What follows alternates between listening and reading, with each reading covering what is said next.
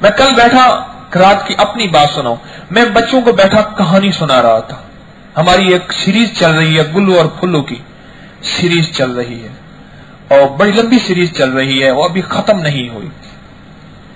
تو اس میں وہ دو بھائی ہوتے ہیں، وہ ٹکٹ لینے گیا تو ایک چوک گیا، وہ ٹرین سے اترا تو اس کے پاس ٹکٹ، اس کے پاس پیسے بھی نہیں تھے کہ یہ گم کر دیتا تھا. تو پھر وہ مسجد میں گیا، اس نے صلاۃ الحاجت پڑھی اور پڑھتے پڑھتے جو ہے رو رہا تھا. آخر اونگ آ گئی. اس کے علاقے کا بندہ آیا، وہ مال لینے جا رہا تھا، وہ بھی وہاں اترا. جو ہے اس نے ٹرین روکی تو اس نے کہا میں نماز پڑھ لوں.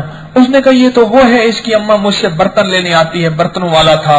اس نے کہا بیٹا خیریت تو یہاں کیسے؟ پھر اس نے کہانی سنائی. اس نے اپنے ساتھ لے گیا، کرایہ دیا. اگلا جو پہلے پہنچ چکا تھا اس نے کہا میرا بھائی کہاں؟ وہ بھی مسجد میں چلا گیا، نفل پڑھے، اللہ سے مانگا اور وہیں سو گیا.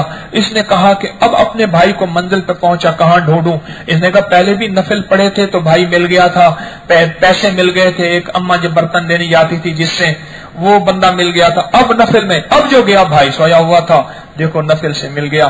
اس کے بعد وہ جو پھر اپنے محلے میں گیا، وہاں جو فلاں بوڑھی تھی وہ آئی، اس نے مائی نے کہانی سنائی. اس بوڑھی کو صلاۃ الحاجت کی پتہ نہیں تھا.